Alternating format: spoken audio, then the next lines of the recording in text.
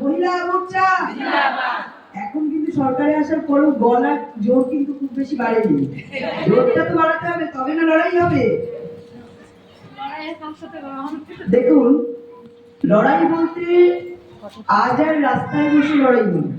রয়েছেন এই জেলার সাধারণ সম্পাদক, বিগত দিনে প্রাক্তন নৈহাটি প্রার্থী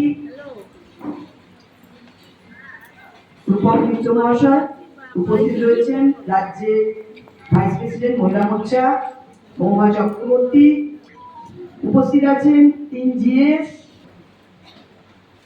আগে যদি বাজেট হতো আমরা দেখতাম বিরোধীরা কেউ না কেউ বাজেট নিয়ে সমালোচনা করতেন, যত ভালো বাজেটই হোক বা মোটামুটি যাই হোক, বাজেট নিয়ে বলতেন এই বাজেট ঠিক হয়নি। কিন্তু এইবারের বাজেট এই প্রথম যেখানে বিরোধীদেরও বলতে হয়েছে হ্যাঁ বাজেট ভালো হয়েছে। কারণ সমালোচনা করার জায়গা আমাদের মুখ্যমন্ত্রী বা আমাদের সরকার জনদরদি সরকার। পশ্চিমবঙ্গ সরকার কোনো পার্টির সরকার নয়। আমাদের সরকার, আমাদের মুখ্যমন্ত্রী বাজেট তৈরি করেছে। এবার আজকে বারবার বিভিন্ন বিষয় বাজেট নিয়ে বলেছে। আমরা কেন বলছি বাজেট নিয়ে? কারণ এখনো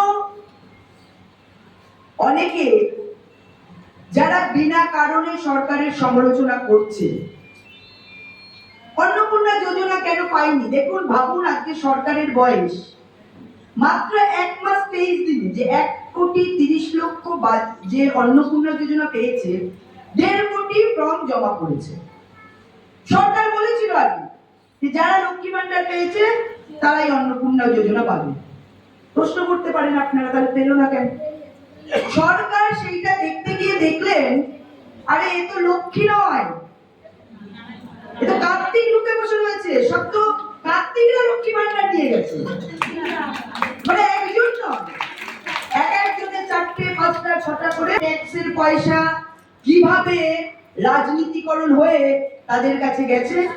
চুরি করো, তোলা তোলো, ভোটের সময় লোটো। আমরা সরকারি ভাবেও দিচ্ছি, অন্য ভাবেও দিচ্ছি। কারণ সরকার জানতেন না, এটা হতে পারে না। সরকার জেনেছেন বলেই এবং একদম পরিকল্পিত ভাবেই এই ধরনের ঘটনা ঘটিয়েছে। আমার আপনার টাকা লুট হয়েছে। আমার মনে হয় আমাদের পশ্চিমবঙ্গ সরকারের যা দেনা করে গেছে, তৃণমূলের সব নেতাদের যদি সম্পত্তি এবং তাদের তথ্য নেওয়া হয়, সেই টাকা উঠে আসে। তো এই সরকার চালানোর নাম করে এই সরকারটা লুট করেছে, লুট। এটা আমরা বলছি না। সরকারে আসার পরে দেখুন প্রত্যেক দিন কাউকে না কাউকে ধরা হচ্ছে, বিনা তথ্যে না। কোথাও বা দেখা যাচ্ছে মাটির তলা থেকে টাকা পাওয়া যাচ্ছে, কোথাও বা ঘরের সুড়ঙ্গ থেকে টাকা পাওয়া যাচ্ছে, কোথাও বা খাটের তলা থেকে টাকা পাওয়া যাচ্ছে, কোথাও বা বিভিন্ন বাংকারে টাকা পাওয়া যাচ্ছে। তো একজনের হাতে আমাদের জেলা প্রেসিডেন্ট মাননীয় তাপস ঘোষ মহাশয় উপস্থিত হয়েছেন, তাকে বসানোর জন্য মঞ্চে বসে নিচ্ছি।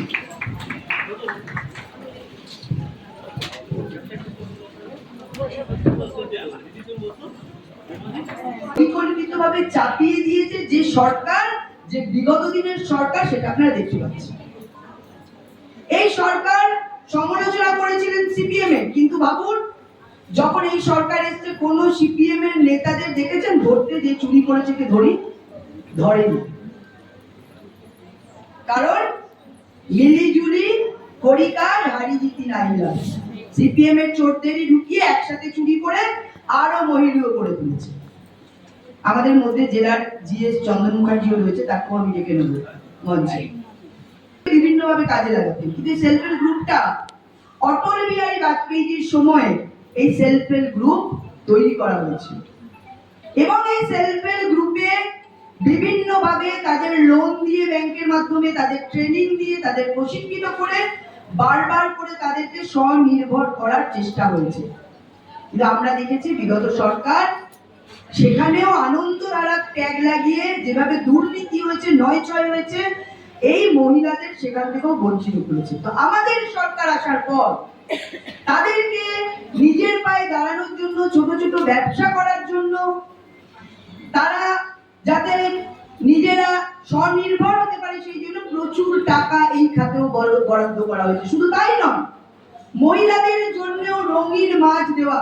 এই যে আমাদের বলেছিল না যে বিজেপি এলে মাছ উঠে যাবে, কিন্তু দেখুন এই মৎস্যর ক্ষেত্রেও, মৎস্য শিল্পে বা এই মৎস্য বাজারেও এবং বিভিন্ন ক্ষেত্রেও কিন্তু বিভিন্নভাবে এই শিল্পের জন্য এবং এই মৎস্য চাষে বিভিন্নভাবে সহযোগিতা করছে সরকার। আমরা দেখতে পাবো যে আগে যে জায়গায় পশ্চিমবঙ্গ মৎস্য শিল্পে ছিল, মৎস্য চাষে ছিল, সেই জায়গা থেকে ধীরে ধীরে সে ডিটোরিয়েট করেছে, কিন্তু আবার আমাদের জনমুখী সরকার, জনদরদী সরকার সেই জায়গাটা ধীরে ধীরে তোলার চেষ্টা করছে।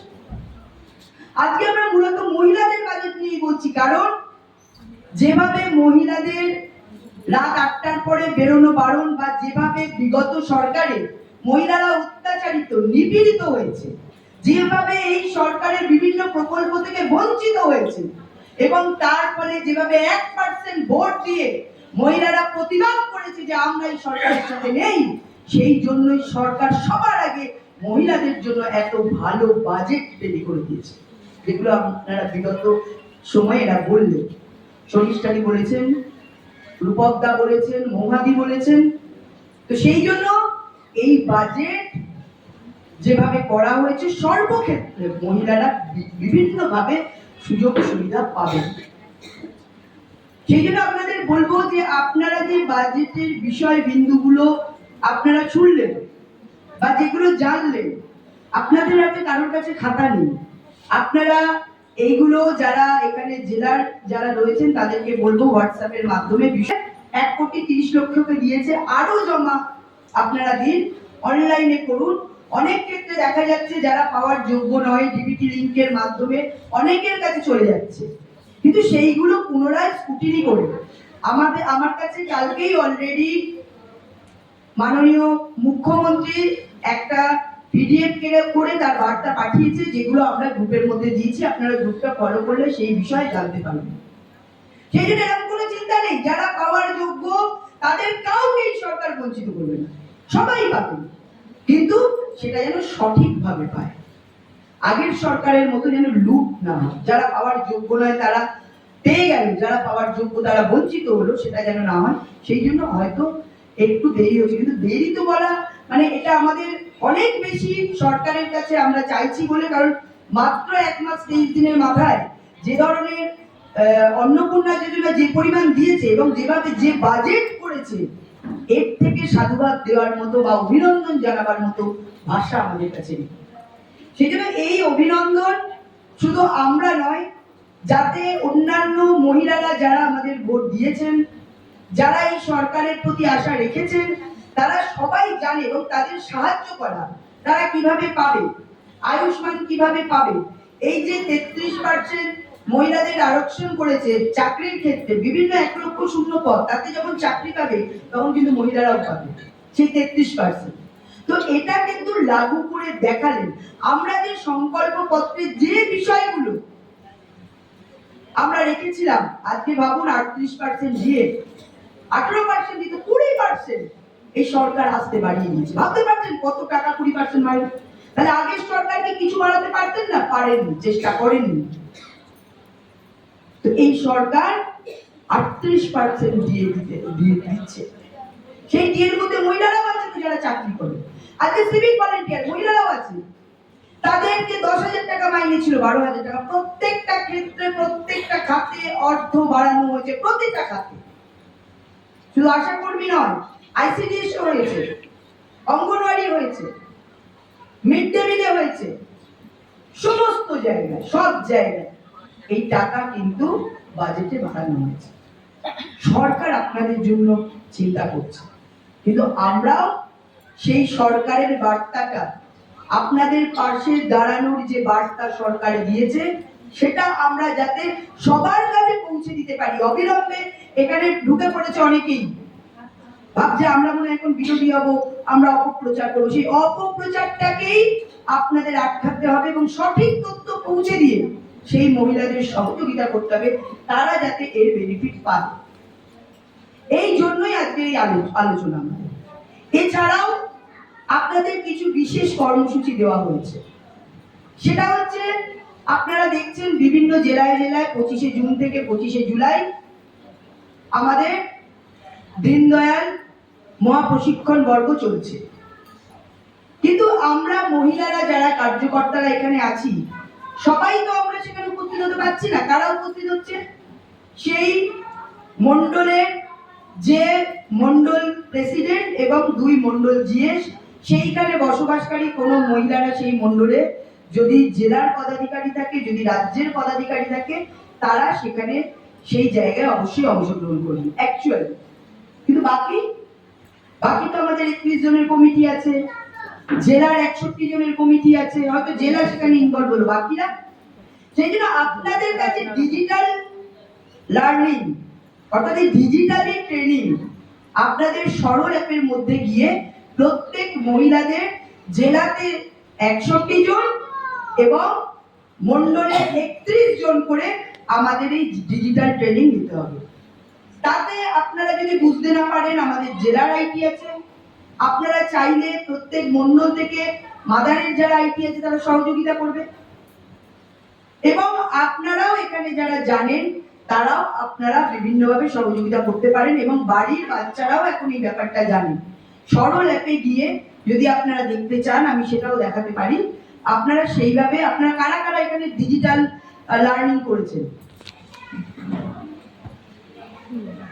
সংখ্যাটা খুবই কম। তো আমি বলবো যারা করেছেন তারা প্রত্যেকেই, যারা অন্যরা করেনি তাদেরকে করতে সহযোগিতা করবেন, এবং এই সার্টিফিকেট আসার পর আপনারা সেটাকে পোস্ট করবেন ফেসবুকে এবং আপনারা সেটাকে রাজ্যে পাঠাবেন। দ্বিতীয় বিষয় হচ্ছে আমাদের এরপরে মন্ডলে মন্ডলে এই বাজেটের প্রোগ্রাম করতে হবে।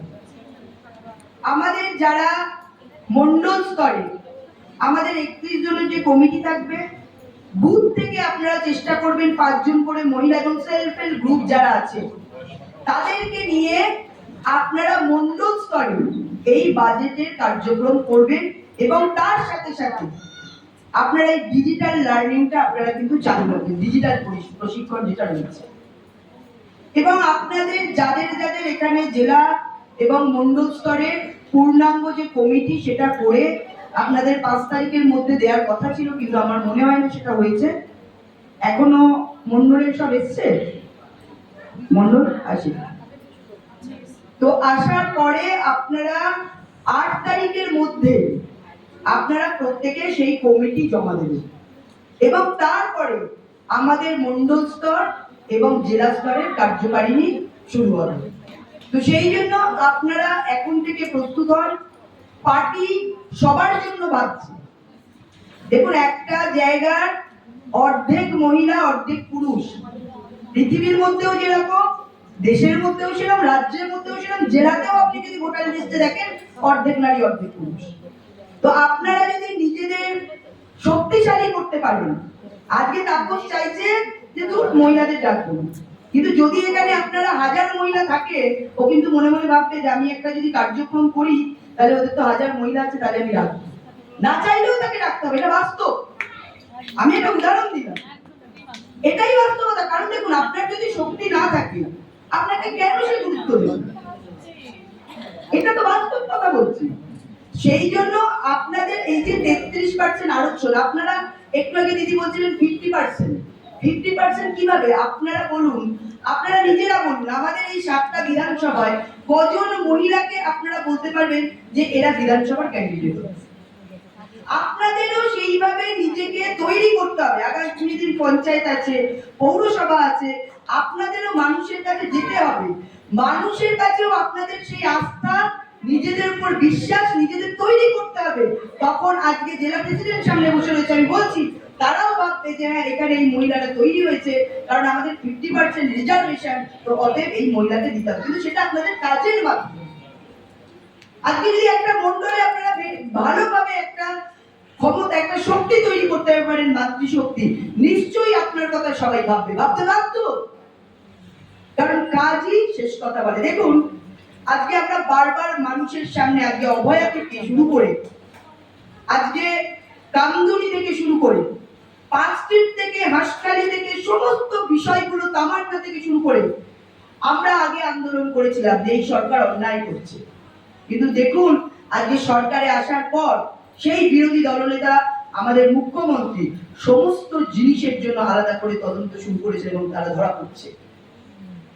তাহলে সেটা যে বাস্তব ছিল, আমাদের আন্দোলন কোনো মেকি আন্দোলন ছিল না। সেই তাপসী মালিকের মতো মমতা ব্যানার্জি যখন আন্দোলন করেছিলেন, তাপসী মালিকের আন্দোলন আপনারা দেখেছেন? তাপসী মালিককে কারা ধর্ষণ করে পুড়িয়ে দিল, একজনকে অ্যারেস্ট করতে করেছেন? করেননি। কারণ উনার আন্দোলনটা হচ্ছে ক্ষমতা নেওয়ার জন্য আন্দোলন, দোষীদের শাস্তি দেওয়ার জন্য আন্দোলন নয়। আজকে যে গুন্ডা দমন আইন এনেছেন, দেখুন সমাজে একটা জিনিসকে ভাবাতে হবে। আজকে কোনো গুন্ডা কোনো কাজ করতে গেলে আগে ভাববে যে ভাই আমি যদি এটা করি আমার কিন্তু এই শাস্তি আছে। আগের সরকারের ক্ষেত্রে কি ভাবতো? দিদিমণি নিজে বলেছেন আমি গুন্ডা কন্ট্রোল করি। আমরা দেখেছি যারা রেপ করছে, যারা খুন করছে, যারা মারছে, তার পাশে সরকার রয়েছে, পুলিশ রয়েছে। স্বভাবতই যারা গুন্ডা, যারা বদমাইশ, যারা রেপিস্ট, যারা খুনি, তাদের মনোবল বেড়ে যাচ্ছে। আরে ভাই আমি করলে আমার সাথে তো সরকার আছে, কারণ এদের দিয়েই তো আপনার বুথ লুট করিয়েছে। এদের দিয়ে প্রথমেই সমাজের কাছে বার্তা দিয়ে দেওয়া হয়েছে, তুমি যদি রেপ করো, তুমি যদি খুন করো, তুমি যদি অন্যায় করো, তোমার জন্য শাস্তি আছে। তাই কোনো কিছু করার আগে তারা ভাববে। এটাই হচ্ছে সরকার, আর এটাই হচ্ছে সঠিক সরকার পরিচালনা। সেই জন্য আপনাদের বলবো, আমাদের সরকার মানবিক সরকার, যেভাবে সর্বস্পর্শী বাজেট সরকার করেছে, সেই বাজেটের যে সুবিধা সেগুলো যাতে, এবং সুরক্ষা কিরকম, এই যে মহিলা হেল্প ডেস্ক, মহিলা থানা, কিভাবে বিভিন্ন জায়গায় যে আমাদের সোশ্যাল মিডিয়ার মাধ্যমে যেগুলো বিভিন্নভাবে অপপ্রচার করা হয়, তার জন্য প্রত্যেক থানায় সেই সাইবারের ব্যবস্থা থাকবে, সাইবার ক্রাইম যারা করছে সেটা ধরার জন্য। তো সর্বক্ষেত্রেই যে তার সুবিধা আমরা, এবং তার লাভ, একটা লাভ একটা সুবিধা, দুটোই আমাদের নিতে হবে। তো সেইটা আমরা যদি সঠিকভাবে নিচুতলা অব্দি না জানাতে পারি, তাহলে আমরা তাদের সুরক্ষা দিতে ব্যর্থ হব, এবং তাদের সুবিধা নিতেও, তারা যাতে সুবিধা পায় সেটাও দিতে আমরা ব্যর্থ হব, এবং একটা শ্রেণী অপপ্রচার করে মানুষকে ভুল বোঝানোর চেষ্টা করে। তাই প্রথম থেকেই আমরা এটা শক্ত হাতে ধরবো, আমরা নিচ অব্দি যাবো, সঠিক তথ্য মানুষকে দেব, তাদেরকে সহযোগিতা করবো। যেটা আপনি না জানেন, আপনার উপর নেতৃত্ব আছে, তাদের কাছে জিজ্ঞেস করে নেবেন, তাদেরকে বলবেন। তো সঠিকভাবে সেই তথ্য জেনে তাদের পাশে দাঁড়িয়ে আমরা সরকার যেটা করতে চাইছে সেই সরকারের পাশে থেকে, সরকার মানে মানুষ। এই সরকার, আমি আবার বলছি, কোনো পার্টির সরকার নয়। এই সরকার পশ্চিমবঙ্গের সরকার, এই সরকার মানবিক সরকার, এই সরকার জনমুখী সরকার। তাই এই সরকারের বিভিন্ন কাজ আমরা মানুষের কাছে পৌঁছে দেব, এটাই আমাদের প্রধান এবং প্রথম লক্ষ্য।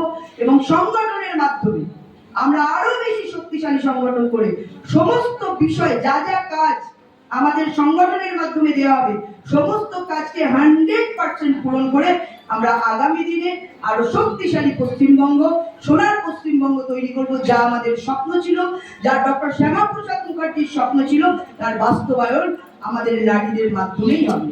তাই একবার জোরে নারী শক্তি জিন্দাবাদ, মহিলা মোর্চা জিন্দাবাদ, ভারত মাতা কি জয়, ভারত মাতা কি জয়।